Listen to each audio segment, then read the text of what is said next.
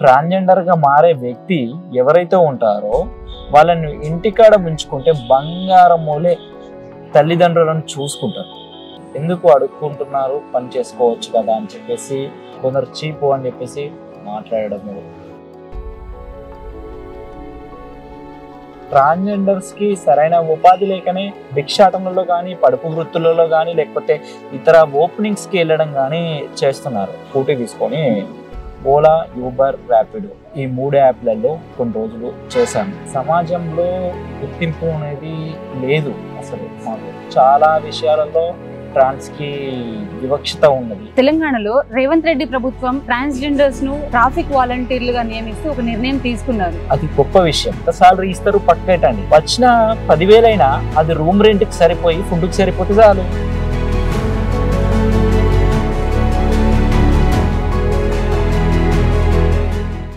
తెలంగాణలో రేవంత్ రెడ్డి ప్రభుత్వం ట్రాన్స్జెండర్స్ ను ట్రాఫిక్ వాలంటీర్లుగా నియమిస్తూ ఒక నిర్ణయం తీసుకున్నారు. సమాజంలో ఈ కులాలు మతాల వల్ల గురవుతున్న వాళ్ళ కంటే కూడా చాలా పెద్ద ఎత్తున వాళ్ళు వివక్షకు గురవుతున్నారు.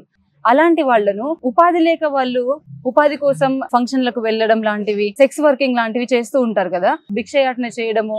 అలాంటప్పుడు అదే సిగ్నల్స్ దగ్గర, అదే ట్రాఫిక్ సిగ్నల్స్ దగ్గర చీపో అని చీదరించుకున్న వాళ్ళు ఆ ప్రజలే రేపటి నుంచి మేడం, సార్ అని వాళ్ళని పిలవాలి. అట్లాంటి ఒక డెసిషన్ ని తెలంగాణ ప్రభుత్వం తీసుకున్న ఈ నిర్ణయం గురించి వాళ్ళు ఎలా ఫీల్ అవుతున్నారు అనేది వాళ్ళని అడిగి తెలుసుకుందాము.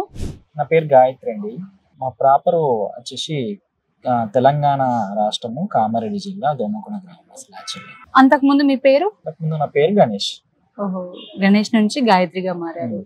అయితే రేవంత్ రెడ్డి గవర్నమెంట్ ఇప్పుడు రీసెంట్ గా ఒక నిర్ణయం తీసుకుంది కదా, ట్రాఫిక్ సిగ్నల్స్ దగ్గర వాలంటీర్లుగా నియమించాలి అని చెప్పి, వాళ్ళకు కూడా ఒక డ్రెస్ కోడ్ ఇవ్వాలి అని చెప్పేసి ఇచ్చారు. నిర్ణయాన్ని మీరు ఏ విధంగా తీసుకుంటున్నారు? అంటే ఏ ప్రభుత్వం ఇవ్వలేదు ఇంతవరకు. మన స్టేట్ లో మనకు రావడము చాలా గొప్ప విషయము. ట్రాన్స్జెండర్స్ కి సరైన ఉపాధి లేకనే ఫస్ట్ నుంచి భిక్షాటనలో కానీ, పడుపు వృత్తులలో కానీ, లేకపోతే ఇతర ఓపెనింగ్స్ కి వెళ్ళడం కానీ చేస్తున్నారు. ఆ ట్రాన్స్జెండర్స్ కోసము ఈ రేవంత్ రెడ్డి గవర్నమెంట్ సిగ్నల్స్ దగ్గర ట్రాఫిక్ తగ్గాలి అంటే ఏదైనా ఉపయోగం ఆలోచించాలని చెప్పేసి గొప్ప విషయంగా, అత్యాధునికంగా ఆలోచించి మంచి నిర్ణయం తీసుకున్నారు. అది గొప్ప విషయం. ఎందుకంటే ఎంత సాలరీ ఇస్తారు పక్కెట్టండి, ఎంత ఏమి ఇస్తున్నారని పక్కెట్టండి, కానీ ఫస్ట్ ఆఫ్ ఆల్ గుర్తించడం అయితే జరిగింది కదా. ఇక్కడ దీని వల్ల ఏదైనా మార్పు వస్తుంది అనుకుంటున్నారా మీ లైఫ్ లో? ఇలా చాలా మందికి నావికోళ్ళే అడుక్కోవద్దు అని చెప్పేసి అభిప్రాయం అయితే ఉండొచ్చు కదా. వచ్చిన 10,000 అయినా అది రూమ్ రెంట్ కి సరిపోయి ఫుడ్ కి సరిపోతే చాలు. ఎందుకు అడుక్కుంటారు వాళ్ళు? తల్లిదండ్రులే పట్టించుకొని సమాజంలో ఎవరికి ఇచ్చే అవసరం లేనప్పుడు 10,000 ఇచ్చిన సంతోషమే. ఒకప్పుడు ఏ సిగ్నల్స్ దగ్గర అయితే భిక్షాటన చేశారో అదే సిగ్నల్స్ దగ్గర వీళ్ళు అక్కడుండి మానిటర్ చేస్తారు కదా, వాళ్ళందరి తరపున అండ్ మీ యొక్క అభిప్రాయం, మీరు ఎట్లా దాన్ని సంతోషిస్తున్నారు అనేది ఒక్క మాటలో చెప్తారా? ఇది గ్రేట్ విషయము. ఎందుకంటే సిగ్నల్స్ దగ్గర అడిగే ట్రాన్స్జెండర్స్ పర్టికులర్ గా సిగ్నల్స్ గురించి పక్కాగా తెలుసు.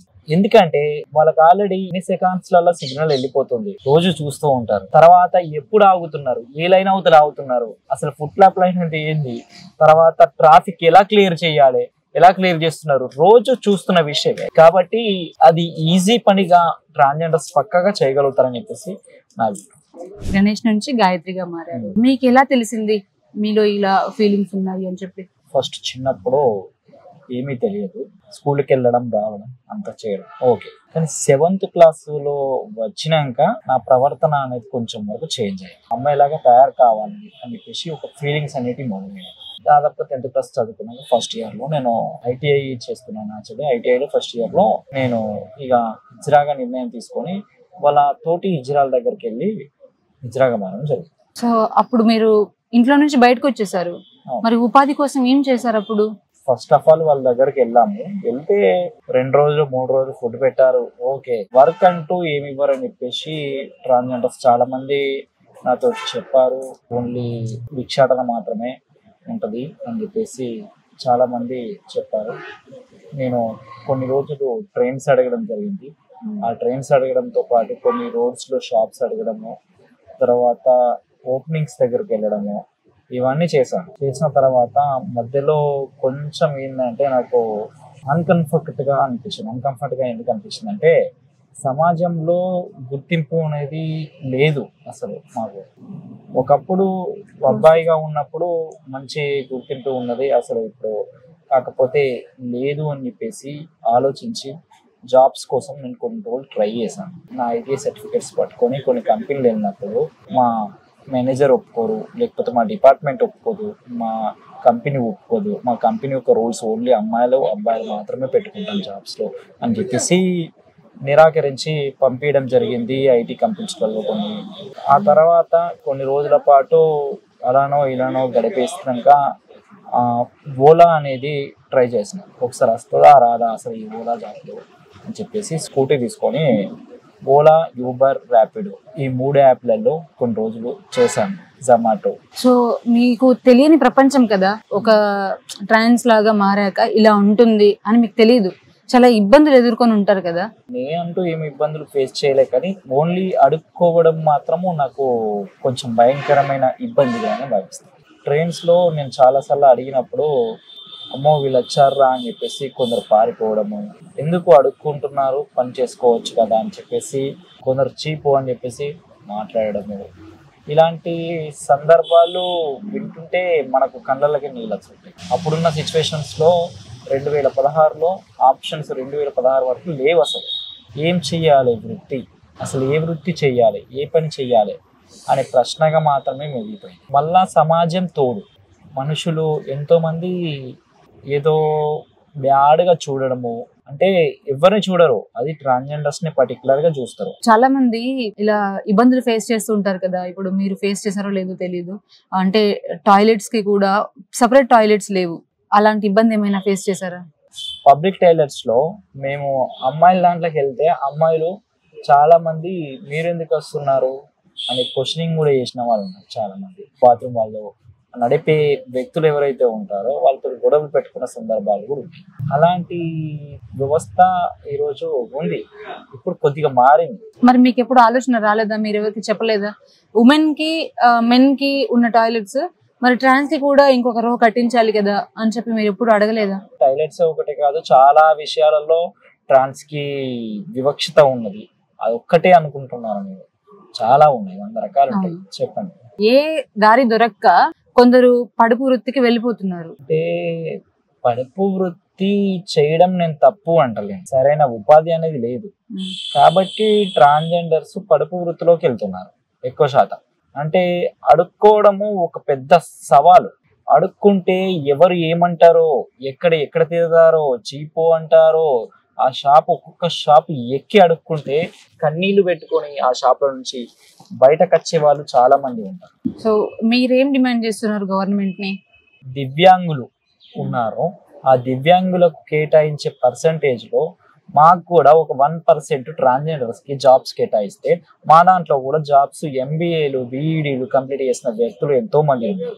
వాళ్ళకి సరైన ఉపాధి లేదు ఇప్పటికి కూడా.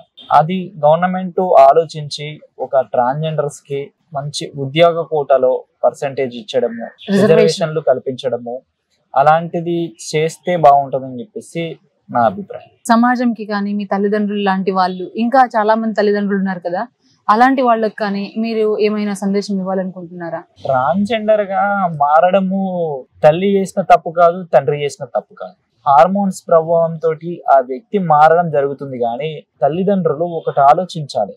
ట్రాన్స్జెండర్ గా మారే వ్యక్తి ఎవరైతే ఉంటారో వాళ్ళని ఇంటికాడ ఉంచుకుంటే బంగారం మూలే తల్లిదండ్రులను చూసుకుంటారు. ఎందుకంటే ట్రాన్స్జెండర్ వ్యవస్థలో అసలు తల్లిదండ్రులే లేని వాళ్ళు చాలా మంది ఉన్నారు. చాలా మంది ఎంతో 35 ఏళ్ల కింద బయటకు వచ్చిన వాళ్ళు ఉన్నారు, కొందరు 20 ఏళ్ల కింద బయట వచ్చిన వాళ్ళు, అలా ఎన్నో సంవత్సరాల కింద బయటకు వచ్చిన వాళ్ళు చాలా మంది ఉన్నారు. ఎందుకు వచ్చారు బయటకి అంటే తల్లిదండ్రులు ఫస్ట్ యాక్సెప్టబుల్ లేదు అక్కడ. చుట్టుపక్కల వాళ్ళు మీ కొడుకు హిజ్రాగా మారుతున్నారు అని చెప్పేసి క్వశ్చన్ చేస్తూ ఉంటారు. సిటీలో ఇప్పుడు మార్పు వస్తుంది. కొందరు తల్లిదండ్రులు ట్రాన్స్జెండర్ గా మారినా కూడా వాళ్ళు చదువుకోండి బేటా, మీకు జాబ్స్ ఉంటాయి, అవకాశాలు ఏదో ఒకటి ఉంటాయి, మీరు ట్రాన్స్జెండర్స్ గా మారుతున్నారు చూడండి అని చెప్పేసి ప్రోత్సహించిన తల్లిదండ్రులు కూడా సిటీలో ఉన్నారు. కానీ పల్లెటూరులో అట్లా కాదు. సిటీలో పక్కింట్లో ఏం జరుగుతుందో కూడా తెలియదు, అలాంటివి ఉన్నది. కానీ పల్లెటూరులో పక్కిళ్ళు కాదు, ఊరు మొత్తం 15 నిమిషాలలో తెలిసిపోతుంది. అలాంటి వ్యవస్థ ఉన్నది. అలాంటి వ్యవస్థ మారినప్పుడే తల్లిదండ్రులు యాక్సెప్ట్ చేస్తారు. సమాజానికి మీరు ఏం చెప్పాలనుకుంటున్నారు ఒక్క మాటలో చెప్పాలి అంటే? సమాజానికి నేనేం పెద్దగా చెప్పే విషయాలు ఏం లేవు, నేను అంత పెద్దదాని ఏం కూడా కాదు, చిన్న వయసు నాది. ఓకే, కాకపోతే సమాజంలో మనిషికి కనీసం గుర్తింపు ఎలా అయితే ఇస్తున్నారో ట్రాన్స్జెండర్స్ కి కూడా అదే గుర్తింపు ఇవ్వాలని చెప్పేసి నేను కోరుకుంటున్నాను. ఓకే, థ్యాంక్ యూ అక్క. Thank you.